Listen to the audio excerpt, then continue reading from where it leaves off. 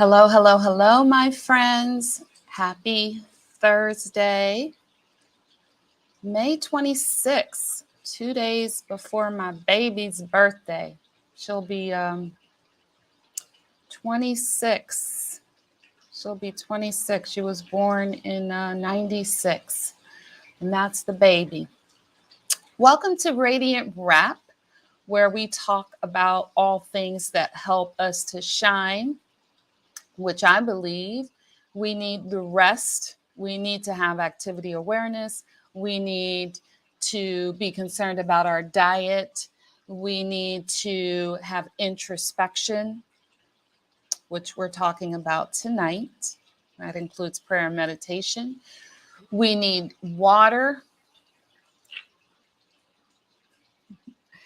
We need to note taking. We need to journal. We need to keep a calendar. We need to write down some things. And we need to train. We need to work out and take care of our bodies.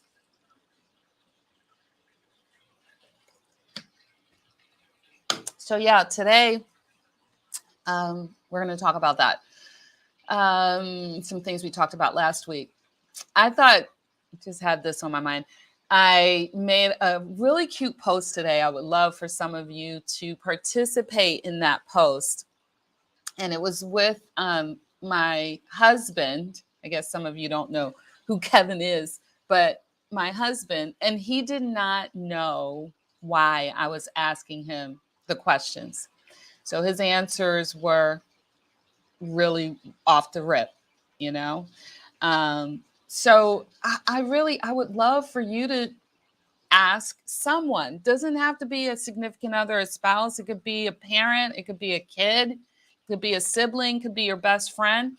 But ask them those questions. And if you're bold enough, post what they say. I would love for you to share. I'm having a great time serving my clients with my products and services.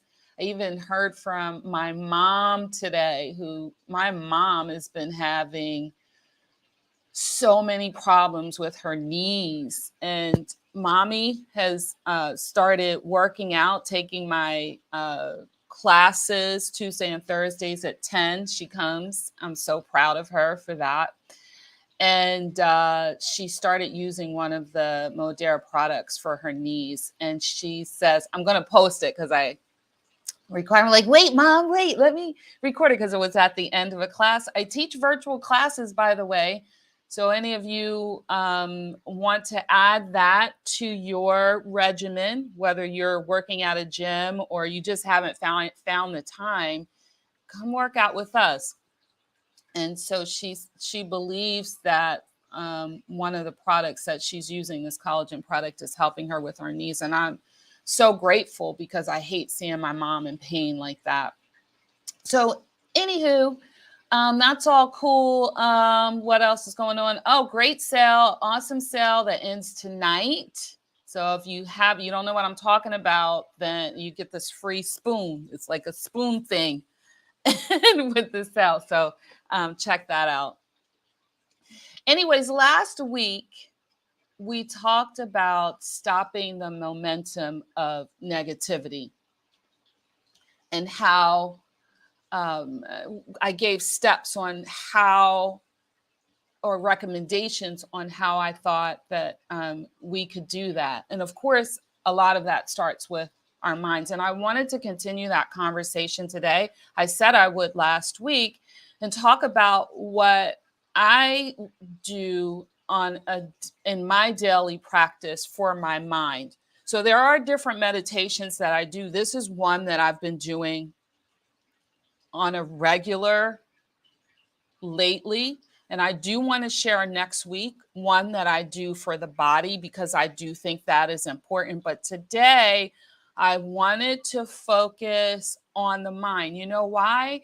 Because this is actually harder in some ways, in all ways, than the one I'm talking about next week, because I feel really vulnerable, for one, talking about it,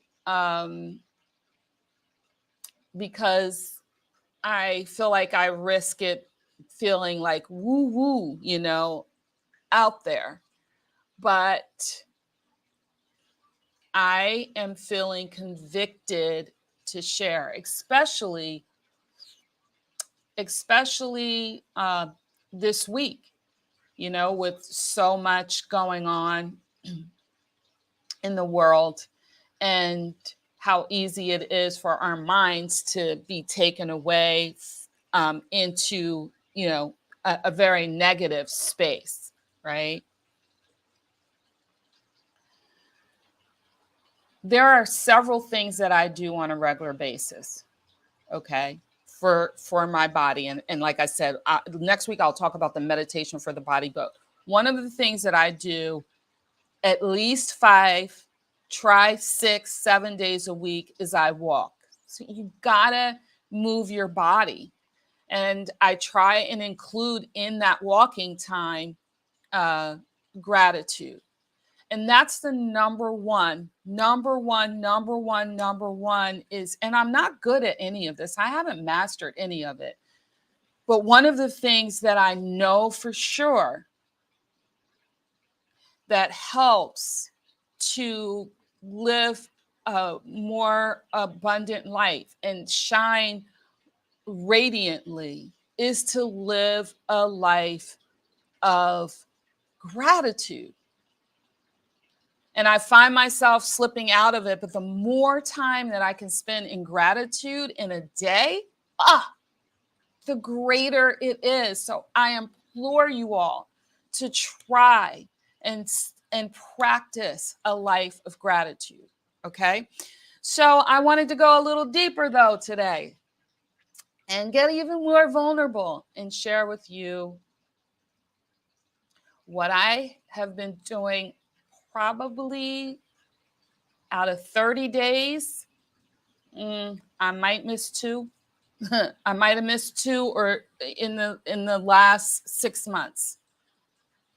So I always talk about consistency, and I always talk about discipline, because motivation, I mean, hey, part of what I do is to motivate people. But I know if it's only me and my motivation, and they don't have the conviction and they don't develop the discipline, it's not going to stick, because you're not going to always feel like it. And this meditation practice takes discipline. It takes discipline. And that's why most of the time I talk about meditating for 1 minute, 2 minutes, because a lot of us can't even do that. We cannot quiet our minds for not 1 minute. So that is in part why I believe we need to take more time with it. So what I do, I wake up. I don't really have a problem waking up even in the middle of the night. I think that comes along with age and menopause. You just don't have to sleep as much. But I also make sure that I get enough sleep for my body.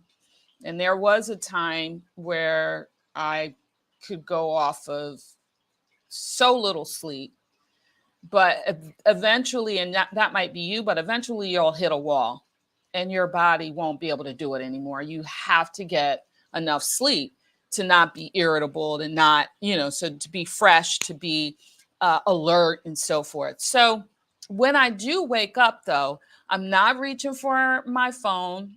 I'm not, well, sometimes I have my music on, but I have to go out the room, put my earbuds in. So what I do is, and you'll have to, I know I just didn't finish the sentence. I have to say this. Knowing who you are, you'll have to do what and modify things so that it resonates with you. Do what works for you. Okay. I'm talking about me. So when I first wake up, I thank the Lord. Thank you, Jesus. That's a part of the gratitude. That's the first thing that I do, is just think them, because when you go to sleep, you're so, I mean, you are not aware of what you've surrendered. So I wake up, and that's the first thing I do. Then I set a timer. I'm usually not getting out of bed yet. Like, it could, for me, it's the middle of the night. So you might have to intentionally wake up a few minutes, 15 minutes, 20 minutes, 30 minutes before it's time for you to get out of bed. A lot of times it's 3 o'clock in the morning, 4 o'clock in the morning when I wake up. And I'll do this meditation, and then I'll go back to sleep. And that next hour or two that I have is such good, peaceful sleep. So I set the timer. And for me, this is something that I've worked up to, but typically it's like 45 minutes, because I find that because there's so much going on, we're so in tune with matter, with this physical body, it just takes time to surrender that, because we are more than just a body. Okay? There's information going on, there's energy all around us that is more than what we can physically see and touch. I mean, come on. Radio waves, x-rays, wireless communications, all of that is working on a frequency, and it's an energy that you cannot see or touch, right? So to get out of this physical matter body, or to elevate above that, for me, it's connecting with God without the agenda, without the body, without anything. So to do that, though, I first focus on the body, because I'm so into my, we're just so into our whatever is in our brains, whatever we have stored, information we have stored, which is our past. That's all that we kind of are going off of, right? Everything is that we predict, that we consider that's going to be, is from the day before and the day before, and our experiences, and what has happened to us, what our life is. So I want to get out of that. So first I will close my eyes and I sit up, because of course it's early in the morning. If I lay down, I'm going to fall asleep. For you, your process might be different. I'm sharing what I do. Start to breathe slowly. And then I start thinking of different parts of my body. I am going to go beyond that, but that helps me to center my attention, right? So like on my heart center. And I'm thinking of it in relation to everything else, like space, okay? And then I may bring my attention to my head. And it in relation to space, where it is, because my eyes are closed, it's dark, right? To the center of my head. And I just spend some time focusing on different parts of my body. So I'm already starting to connect in a more focused way, rest my attention, different parts of my body. And then after I bring my awareness to these different parts of my body, I start to connect to the space around me, like in the room that's bigger than me, right? In the area, in the whole house, in the world, outside of the world. See, and I know that's where it gets woo-woo, but yes, that's what I do, because I'm trying to disconnect from the part of me that's physical, right? And so typically how it works for me, I find myself getting smaller and smaller. Like in the ant world, if you think about us in relation to the whole space, we're teeny tiny. When the whole world, teeny tiny, right? And then I start to think about not being in my body.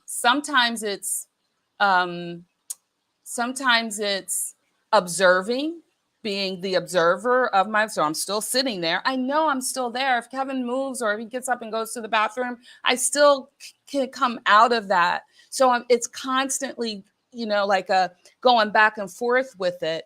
But I'm trying to rest in that space. No time, outside of my body, outside of the space that I am in, and just quiet and just being quiet, nothing but a thought, just that, just nothing but a thought. And I know that's the woo woo part, but that is how I disconnect from my expectations, from my past, from anything. And for me, that is bringing me closer to God, because it's not, the real me is housed in this body. The body is not me. Okay. No, I haven't mastered it. So I do spend quite a bit of time in this, place, because I'm always of course, you're always kind of coming back and forth. Well, people that have mastered it, maybe not, but I haven't. So during that time, I become aware again of where I am, but then I slip back out of it. And so it's going into a space where you're not asleep, you're very aware, but you're not completely awake either, if that makes sense. Somebody put something in the chat and tell me if it's making sense to you, or if it just seems too far out there, or if you have any, questions, comments. I've been seeing over the last several weeks people observing, but not necessarily sharing. So I'd love for you to. So, anyways, I know what my mission is. So my mission is whoever this is resonating for, that's who it's going to resonate with. And I'm very clear that it is going to resonate with someone. I'm very clear on that. And and more than one actually, and those are the people that will kind of get it. And maybe you'll message me privately, or maybe you'll talk, or maybe you'll share later on that you tried and what your experience is. So I spend some time in that space, and then I already know what, like, my primary focus is right now. That's my dreams, my aspirations, what I'm working toward. For you, it could be relational, relationship. It could be a job. It could be healing. It could be finances, whatever that situation is. And for me, I bring that um, to light, like, what my dreams are. Not now, this is after I don't have an expectation, so I am focusing more in possibilities, right? I'm more open now, because I'm not thinking about the past, I'm not worrying about anything. So once I bring that thought on, I then think about how I feel as these events are unfolding in the way that I'm seeing them in my mind.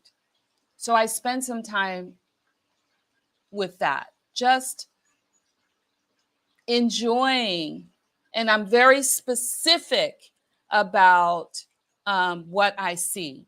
And I'm prayerful that what I see is aligning with God's will for my life, right? Because I do have a prayer life.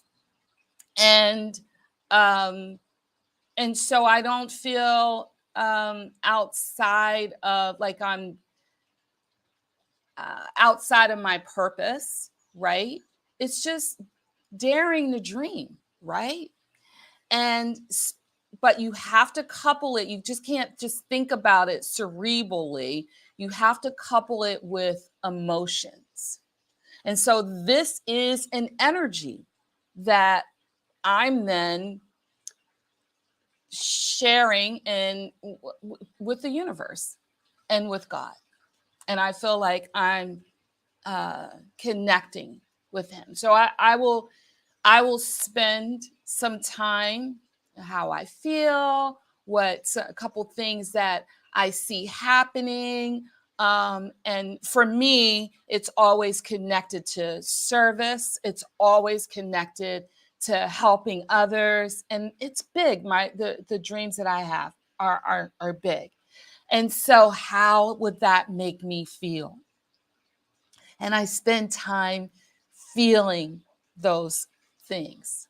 And then I always, always, whether this one or what we're going to talk about next week, the energy centers in our body, meditating on different parts of our body. I'm going to talk about that next week.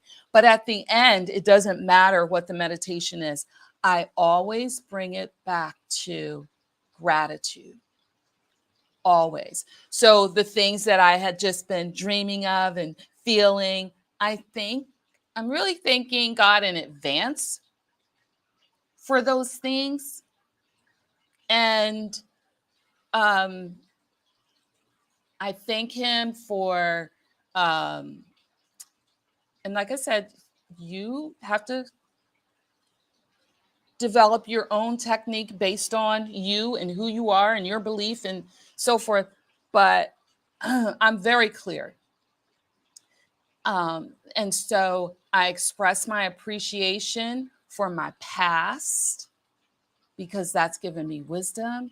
I express my appreciation for what has happened already and what is to come and what is happening. Even if when, I could be, in a holding period, even like this week, was tough. This week is tough, but I still believe. I mean, I know God grieves with us when bad things happen. So I just thank him for the things that I feel like I have to be thankful for. And then I think I'm a different person. I never I'm coming out of my meditation in a renewed body with a renewed mind. And so that's how I end my meditation. And usually, because it's the middle of the night, I just slip back into my covers and fall back to sleep. And it's such a peaceful sleep for me. And like I said, your meditation might be later in the day, or later in the morning or late at night, because you have to kind of figure out when it fits into your schedule. But hola, Alonzo. But I feel like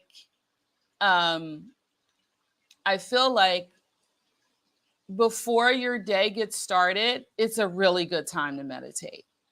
Before you start, putting that stuff in your brain, because it just takes so much energy to get out of that. So again, one of the things that I do when, or one of the ways that I meditate is to, one, focus on my different parts of my body, my heart, my head in relation to space. And then eventually that I'm focusing on nobody, just a thought, no place, no time. And again, I can go back and forth. That's right. Si, senor. I can go back and forth. with being distracted, and I will struggle with that because I haven't mastered it yet, but that's what I spend time with. And then, so that's number 2. Number 3, trying to stay in that focus of nothing and just drawing myself back to nothing whenever I lose that, because you constantly come in and out. I can't express that enough. But going back into nothing, going back into nothing, going back into nothing, and then bringing in my dreams, my whatever, and I have a focus. It's, I'll focus on one thing, and then maybe I'll focus on another thing. But whatever it is that I'm focused on, I think about it. I've been focusing on the same thing for months. And then, and like I said, for me, it's service. For others, for you, it could be something else. And then I think about how I feel in seeing these things happen, because I am focused on the possibility, not anything that is in the natural. It's not in the physical yet. It hasn't happened yet. But we, again, don't only work in this physical realm. It's not only what we see and hear. That's not our only existence. And that's why I gave you the examples of x-rays and microwaves and wireless communications. Or, you walk into a room and or someone walks into a room, they're mad. You can feel that energy. It's an energy. So just tapping into that. And then lastly, focusing on what I have to be grateful, giving thanks before I come out of my meditation. That is one of the things, that is one of the ways, my friends, that I meditate. That's what I do. You can shoot me some questions if you want. You can tell me that's too far out, but I tried. I'm not good at sharing this yet because, again, it's really vulnerable sharing this kind of stuff about myself. And I'm still working it out myself. And I'm not good at it. So often, and I've been called to share, most people share after the fact, after they've mastered it, after they've been successful at it, but that's not my calling. My calling is to share while I'm going through the struggle or while I'm in it, so I haven't mastered it yet. And that's like, even when I started Radiant Rap, I didn't know what the heck I was doing, but but I was like, okay, we got to go live because we got to share. Somebody needs to hear what you have to say. So I love you. There's nothing you can do about it. You, my friend, have greatness inside of you. I pray that you will spend more time breathing, quieting your mind, meditating, using this technique or using another one. You can share what you use or what you do. But we've got to do something. We got to come out of all of this chaos up here, right? Bring it down so that then we can be rejuvenated and renewed. So that's one of my hacks. Just shared it. Love you. Bye for now.